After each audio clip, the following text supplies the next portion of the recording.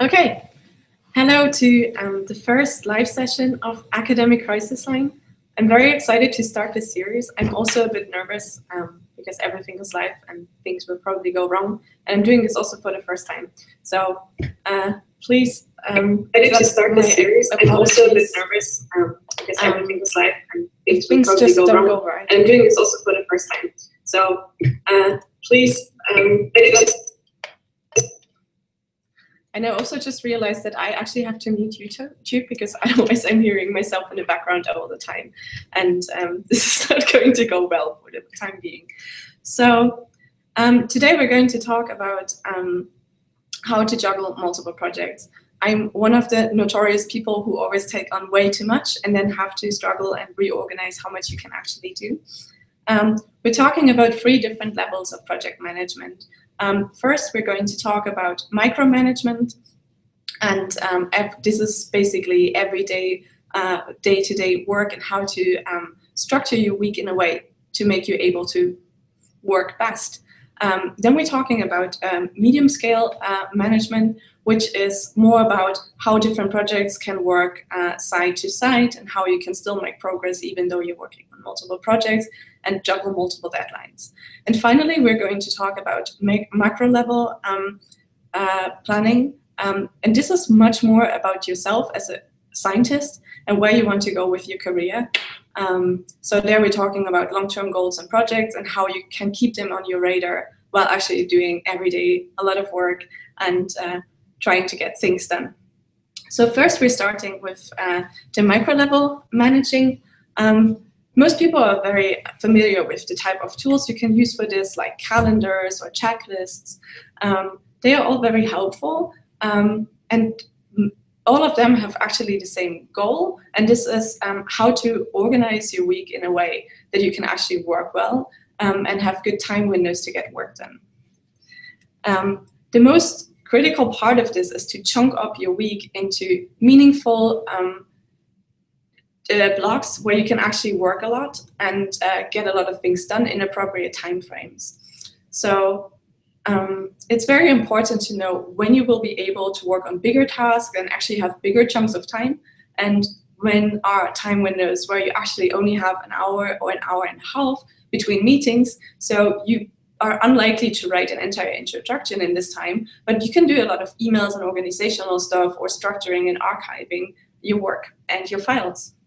So one very helpful thing I actually do every time something regularly comes up with my schedule and my week-to-week schedule changes is I'm doing one of these very old-fashioned types of like school week planners. There I put all the meetings I have regularly and I want to attend or I have to attend. And this lets me see in how far I actually have time to work on other things. And where are my big time windows? My absolute goal is always to carve myself out 2 entire days of uninterrupted work. This used to be my Monday and my Wednesday in my old schedule, but now you see something came up between here. So I actually don't have my entire Monday, but I just have a long afternoon, which is still a really nice chunk. But actually this journal club ceased away some months ago, so I'm not going to this journal club anymore. And instead, I now actually have the Wednesday and the Friday. And these are my days in which I'm trying to do big chunks of work. This is writing or doing complicated analysis, which can take up to multiple hours. So these are the times where I can actually dedicate to uninterrupted, complicated work, which eats up a lot of time. And instead on days like Thursday, where I have lab meeting and I'm also going to training in the evening, so I can't actually add on hours at the end of the day to make up for things I didn't get done. So these kind of time windows I'm using for smaller tasks, which I can do easily, or I'm trying to schedule my students for meetings during these time frames.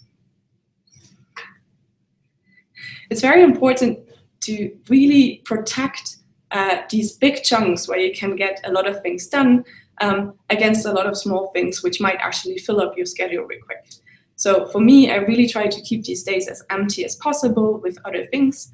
And I really try to make minor tasks not filling up my schedule too much. And another thing I find really important, and I think which is in academia quite common, but sometimes not emphasized enough, don't work against your natural rhythm. If you're a late riser, you won't be able to do cognitive challenging tasks very early in the morning. It's just not going to work. So do these tasks when you can actually focus, and you're the only person who knows when you can focus best. Another thing many people do in their day-to-day lives, and it's very difficult, especially as a young researcher, to get a hold on this, is wasting time during the day. This is not only aggregating small distracting tasks into the big chunks of time where you can actually work on big tasks, but this is also not focusing, checking emails all the time, or just chatting or talking to colleagues. These are all important things you have to do, but try to put them in time windows where you can actually afford distraction better, and try not to have them in time windows where you have to focus on work. And don't switch tasks too much. Lastly, one thing which I learned in the last year of my PhD, and it's saving me a lot of time since then, is do things when they're fresh and do them right away and don't postpone. If you're doing data analysis, write it up right away and you have this section in your manuscript. Nobody is going to take this from you, you just have it down. But when you're doing it, while you're actually analyzing your data and maybe you're waiting for your results, during this time, it's actually fresh and it will take you maybe an hour. If you're doing this weeks later when you have to go back, which parameters did you select it and why? Where are my notes? Where did I put this? Where did I archive this? It's going to take forever. And I'm doing this for everything. So once I'm clearing up all the stimuli and I'm ready to go testing, I'm writing up the whole method section. Once I'm doing the analysis, I'm writing up the analysis section. As soon as I have the results, and I'm pretty sure that these are the results and I'm not going to change things tremendously anymore, I'm just writing them up. And then I have them there and I don't have to redo it once I'm writing the manuscript. One thing I find really helpful in seeing how projects are progressing or whether I'm stuck somewhere is doing, at the end of the week, I'm always doing a review on what I actually did get done and what not, whether the things I did not get done should be postponed to next week, or whether my priorities for next week are actually different and I'm going to postpone them 2 or 3 weeks or even longer because the project actually doesn't have the same priority anymore. This helps me a lot in planning what my focuses are for the next week and what is really important and what not. While all this organization and the everyday schedule is very helpful and feels extremely productive, it's important to watch out to not overdo it. Organizing and structuring yourself should make you able to work better and work more focused, and it shouldn't be eating up your time and actually costs you more time than it saves. So I know there's this, we often fall into this trap of disillusion that writing checklists and checking things off and chunking things into really small things, it just feels very productive and it just feels good to get things done. But if you're over exercising organization, it actually will cost you a lot of time and you won't get things done. And also it just creates disillusion, and don't fall for it. As a rule of thumb, I use about 10 minutes a day to organize my week for the day, my work for the day. Usually I either do this in the mornings or in the evenings, and most of the time it actually doesn't cost me more than 2 to 5 minutes. About once a month, I'm reviewing like how all the projects are progressing and whether I am on time, whether I have to put in some extra work hours, or whether I have to talk to my colleagues and restructure or reorganize how the project is going and who's responsible for what. This costs me about 1 hour a month. And half a day or 1 day per half a day every 6 months, or about 1 day per year, you should think about your priorities in your career and where you want to go and what you need to develop, what you need to learn, and what milestones you have to achieve in order to reach it eventually. One last thing about micromanaging is procrastination. We all are guilty of it. We do it regularly, but the thing which is really important when we're talking about procrastination is it's not necessarily an only bad thing. Like, it's bad to do it if you're wasting your time with it, but you can use procrastination to effectively work on other tasks, or do other things. So one thing, every time I catch myself procrastinating and postponing a task, which is actually quite important, I'm always asking myself, why am I doing this?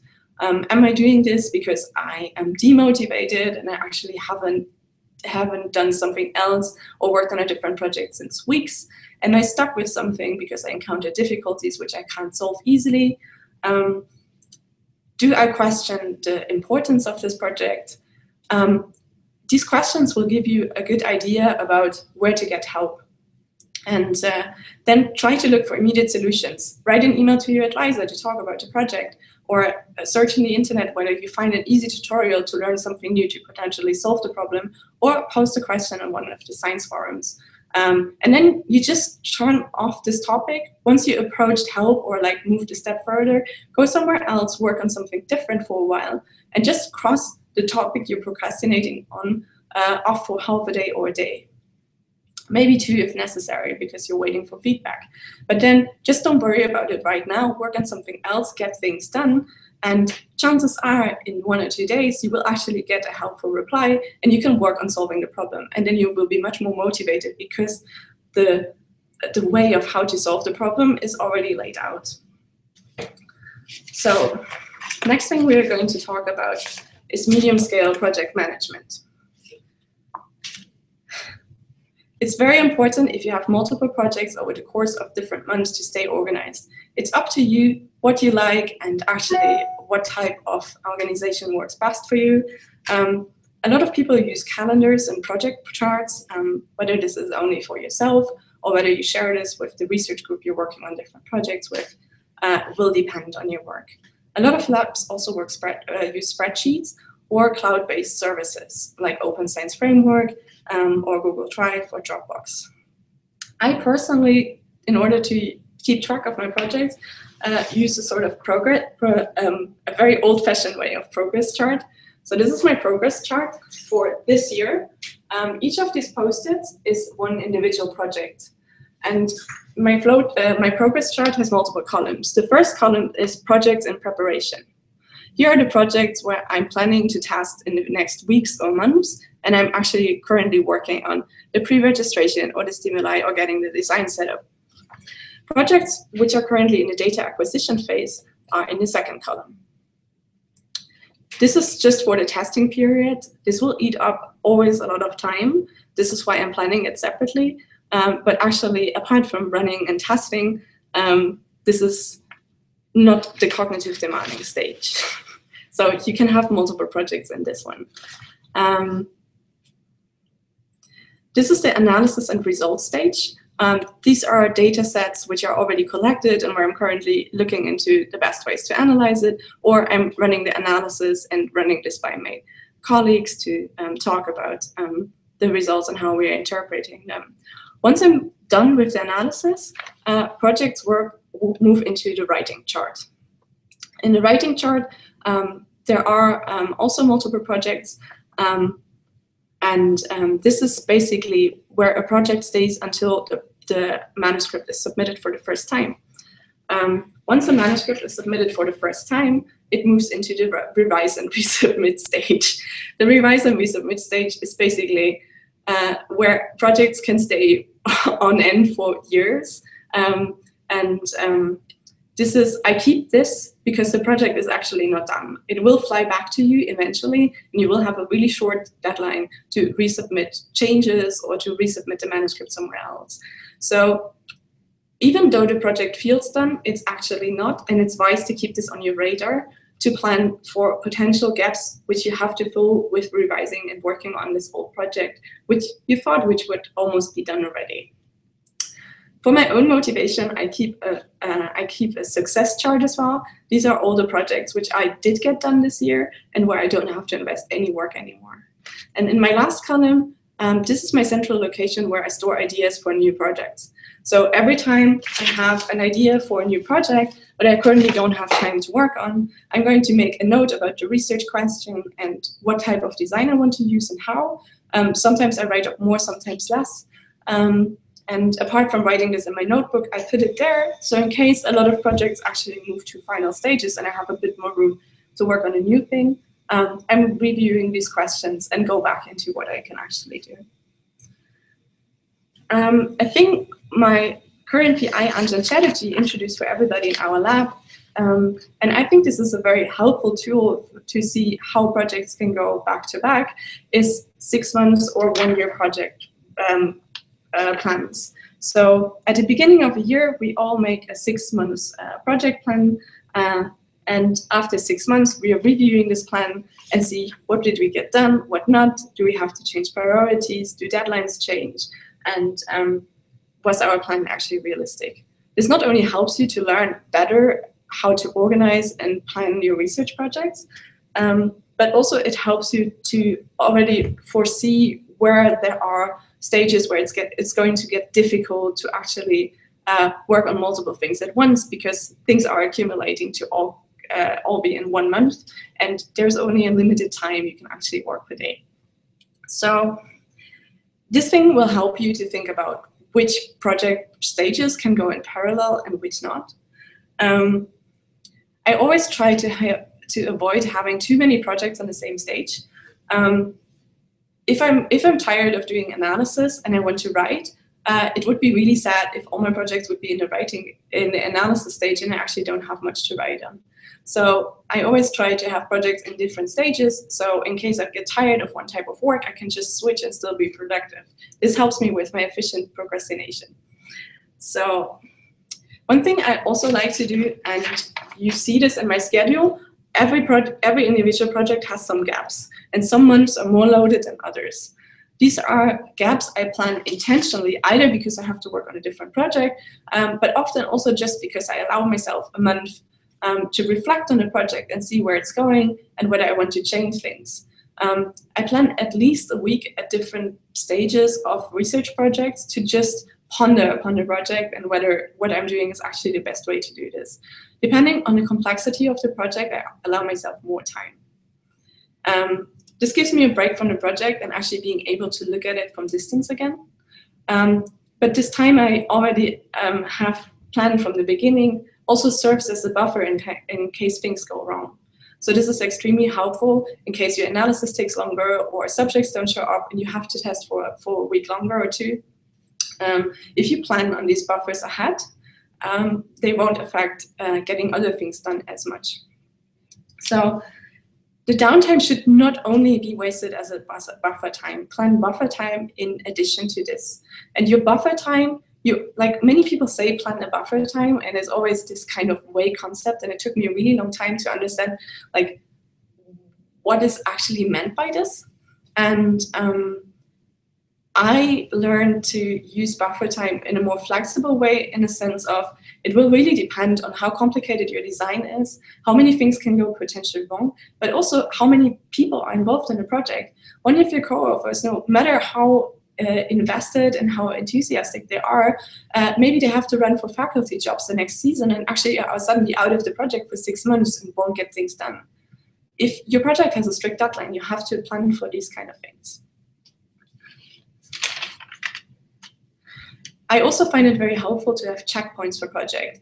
So if I have a project and I really want to have my data acquisition done in 6 months, and then we can review whether things go well, especially when you test with more difficult to get or vulnerable groups like patients or children, things on the testing line can just go wrong. Things take much longer. This is things to take into account when planning ahead, but also have a fixed deadline, like by this time, I really want to have it done. So I know things can go wrong, so I plan 3 months to actually have it done in addition to the time I estimated for testing. And when talking to collaborators and people involved in the project, especially at the beginning stages, but also at different checkpoints, be really clear about your role in the project, what your type of involvement are, what your job is in this project, and plan realistically how much work this will entail, and especially when this work will occur. There is no, like, science doesn't work like this. You can't just have like regular things. it's very important to know, okay, by this time we will probably have the data, and then we actually only have 2 months to analyze everything and write it down and hand it in. So these 2 months right before the deadline, or 2 months before you have to hand it in for other people to write it up, these are going to be very intense, and you have to account for the fact that while you're not very busy on this project for the next 3 months, this 1 month will be dedicated to this project, and you won't be able to work on much else. So no matter how good your planning is, and no matter how structured you work and get your projects done, things will go wrong. This is just a matter of fact. No matter how good you plan your buffer and you plan perfectly, there are always things you didn't think about at the beginning, and things which actually will hold up the project and make things take longer. Every few months or every month, reassess your project progress and think about whether you're still on time, whether the deadlines are still realistic, and talk about this with your people involved in your project, and especially your advisor.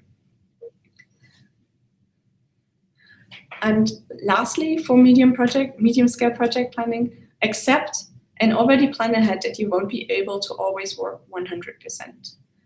There will be times where you have a cold and you can't actually get much work done and focus for 2 weeks. You're not going to get as much done. And there's a limited number of hours you can put in extra to account for this additional time.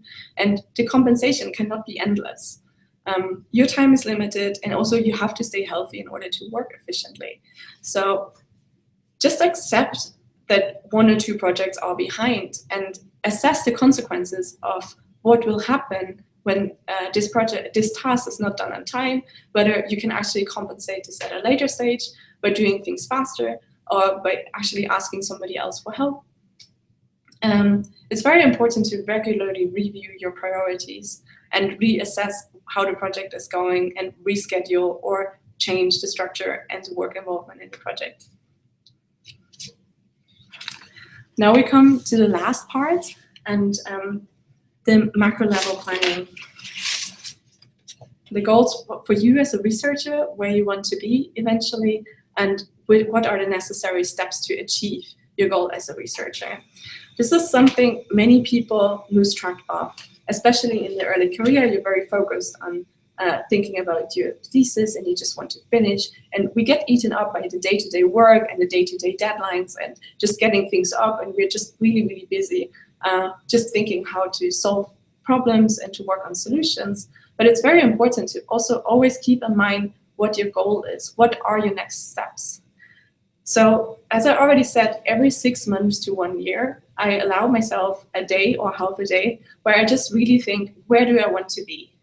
If you want to be an independent researcher, eventually after your PhD, you will have to think about when is a good time to write proposals for grants, or how do you get this theory and review papers out, because they will be crucial in order to establish your own research line. So these are things, if you just keep them on your radar and keep track of them, this will help you a lot in assessing your priorities and just deciding what you're going to invest time in the next months or years. I always keep, one thing I started doing last year is doing a yearly goals list. This is just a dirty little list. And you see, some of the things are checked off already for 2017 and some are not. This year, my goals were mainly getting publications out and getting all my research published. So there was actually not so much about what I want to learn. But on other years, like for next year, I'm going to have one of the bullet points is going to be how to do meta-analysis in a proper way and how to learn the skills. And probably also this will entail that I have to learn new analysis tools, new skills, and I have to make time for this. So in order to achieve your long-term goals, it's very important to also carve out time once in a while to learn new skills or read up on new types of literature, which might be interesting. And just keep track of this and not lose it out of sight. So, and lastly, one thing which really helps me to define my long-term priorities and my goals and which type of skill set I have to acquire in order to achieve these goals, is to make 5-year and 10-year plans. Ask yourself the question, where do I want to be in 5 years? What do I want to have achieved? And then see which of your projects actually will bring you there and help you achieving these goals. These are the projects which have priority now. Whether these are your side projects or your main projects, you will have to make time for these projects. Otherwise, there's no way you can achieve your goals. And I think this is what I had summed up for today. So now I'm waiting for your questions and I'm very excited. I hope you have a lot of interesting questions.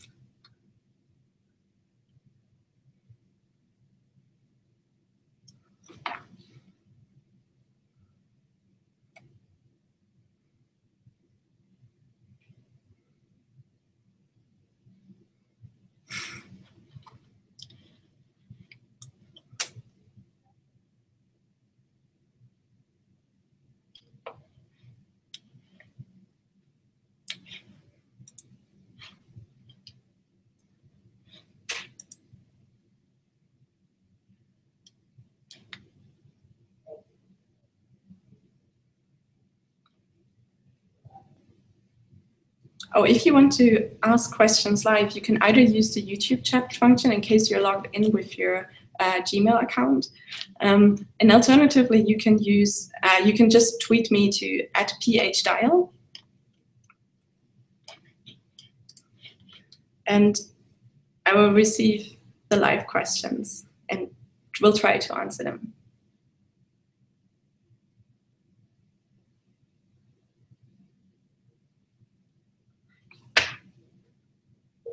And if you like this series and you want to tune in longer or for the next times, either go on my website, which is storiesandthebrain.com, and then you go on the tab of Academic Crisis Line. There you can vote for new topics or suggest new topics you're interested in, and there you also always find the live stream and questions. And I will try to make an archive of all the videos I recorded so you can look back later and refer your students or colleagues to it if you want to. So Cocktails actually just ask an interesting question. How you ever dropped an unfinished project and why? There are multiple projects I've dropped in during the course of my research career until now, and the reasons are very different.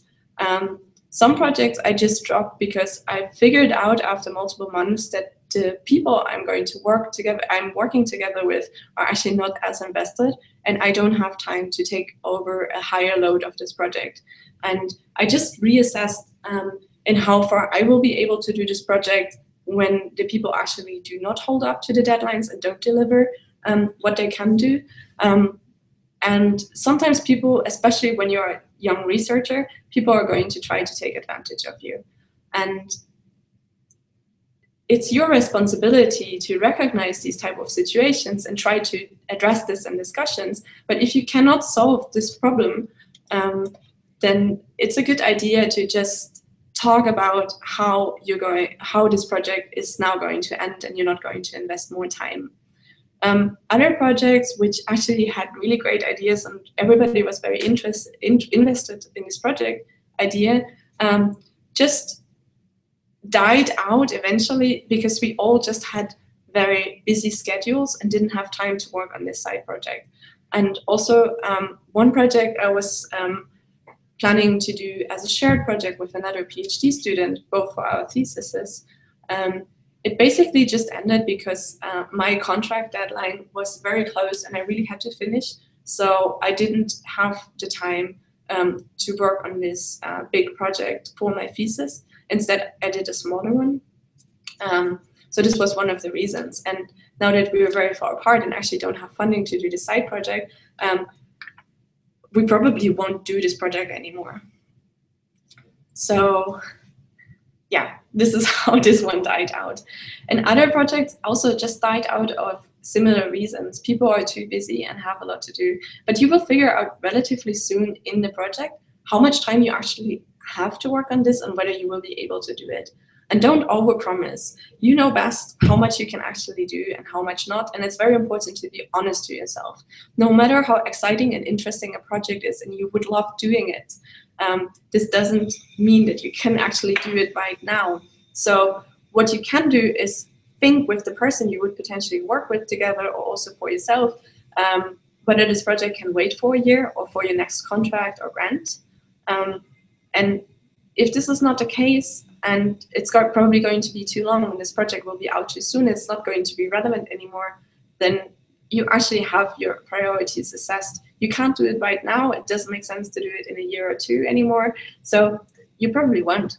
And it's just fair to accept this and be honest about this to yourself. And lastly, some projects I basically just gave up upon because the research question was not interesting enough for me in order to invest so much time. This is especially true for projects where you have to learn a new type of skill set, and it's actually going to be very intense to just get prepared and get all the skills together to do this project. So, for example, if you want to learn a new imaging technique, or you want to do a patient study, you really have to think how much do you care about this research question that it's worth investing so much time in the testing. And it's just fair to be very honest about this with people who would potentially be involved in a project, and just say upfront that you find this interesting, but you do not have the time to invest that much into it.